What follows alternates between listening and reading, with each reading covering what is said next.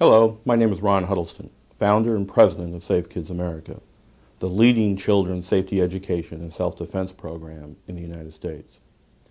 I want to take this opportunity to share with you some recent events involving the Safe Kids program that have profoundly affected my life.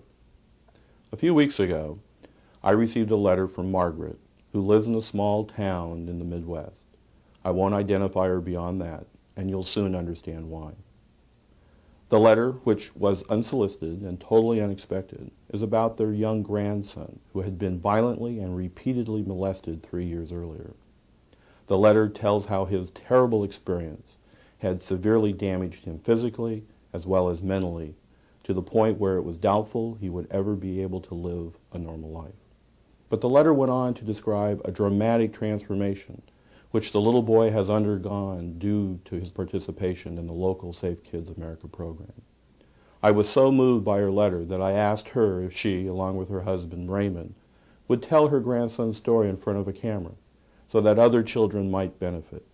She hesitated at first, but finally agreed, and this, unrehearsed and unedited, is what she said. About 3 years ago, our grandson was molested. He was hurt very badly. It's been very traumatic to watch a happy little boy be hurt so bad. We knew him and had a lot of time with him as he was happy. And what was sad and hard for us was that it went on for such a long time, and we didn't realize and catch it.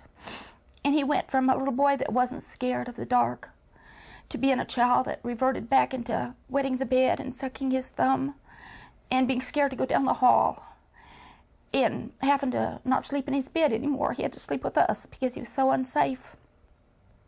And he has never, in all this time, in 3 years, been himself again. That me and my husband had to go to counseling in order to help him. He had counseling, but he was so young, but we had to go to counseling to help him.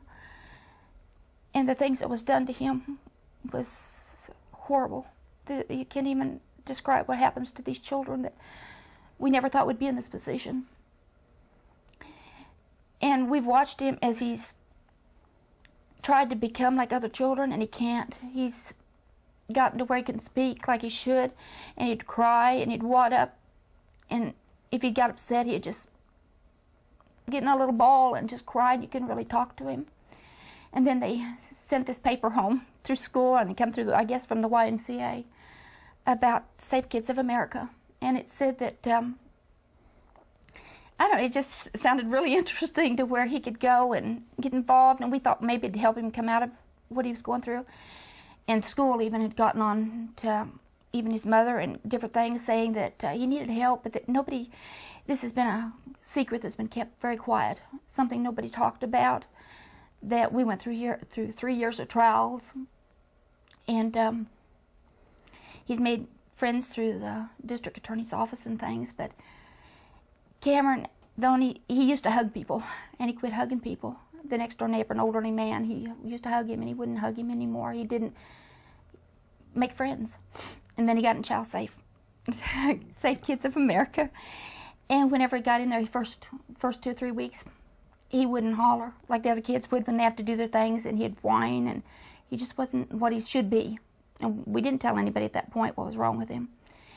And so then he started to have to make that noise that you have to make whenever he had to holler to do the karate things.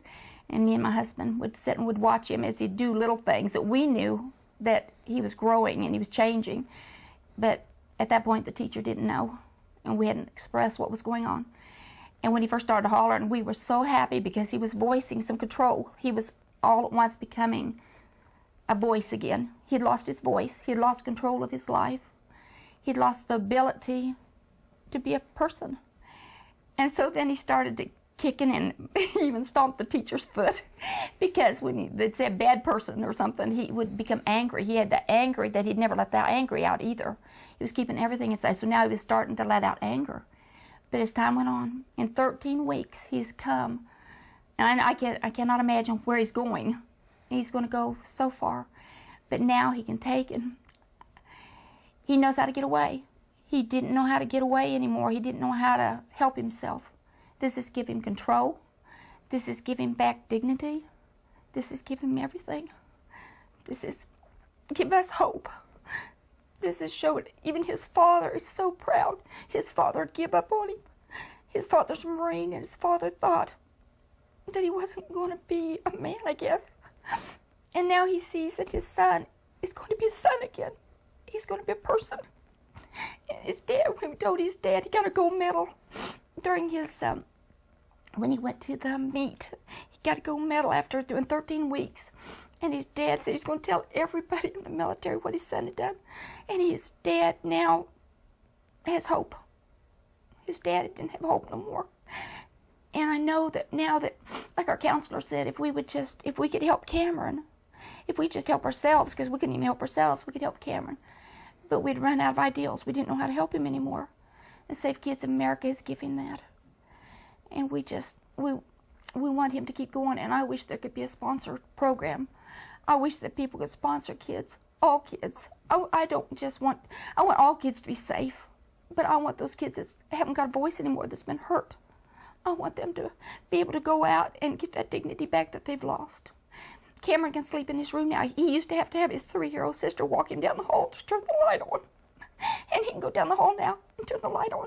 And that's happened in 13 weeks. So I can't wait to see where he's going. We love our grandchildren. We love all of them.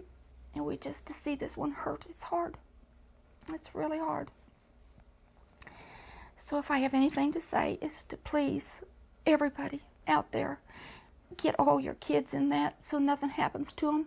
One, so it doesn't happen to them, and so they know how to get away, so they know how to holler, and so this doesn't happen to them. But if it has already happened to them, to help them, because they need that help. And a lot of parents aren't going to tell you what's wrong with their children. And I want the parents to tell the teachers, tell them what's wrong with these children that won't talk. Because that's the one thing, they won't talk, and if they won't talk and they won't tell, it could happen to them again. And they need this. They need this really bad.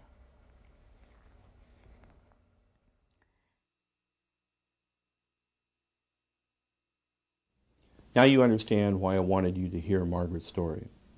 We started Safe Kids America in order to give children the tools they need to avoid dangerous situations if they can. But if they can't, to know exactly what to do. If little Cameron had taken the Safe Kids training before his terrible experience, it probably would not have happened. But Margaret's story also tells us something else, something we didn't expect.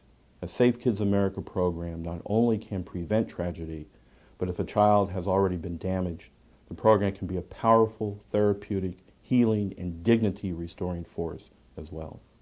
Our dream is to take Safe Kids America to every city and town from coast to coast, so that every American child can learn and live safely without fear. But we can only do that with your financial support.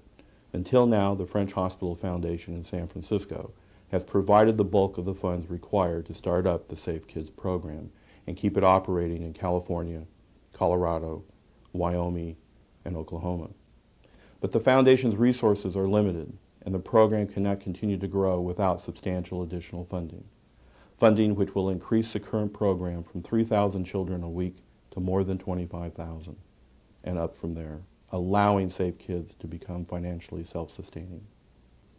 All children everywhere need this training, those who are healthy and safe, and those whose lives have been shattered by abuse or other trauma, to help them regain their self-confidence, their dignity, and their precious sense of self-worth. So they, like Cameron, can once again hold their heads high. What price can you put on a child's life? You can't, of course. It's priceless.